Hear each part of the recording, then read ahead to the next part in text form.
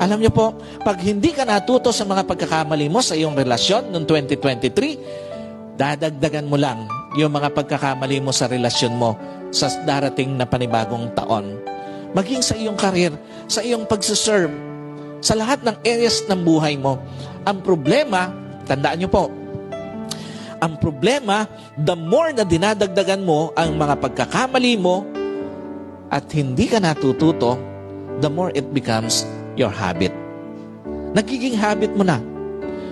The more na dinadagdagan mo yung mga pagkakamali mo at hindi ka natuto, the more it becomes your lifestyle.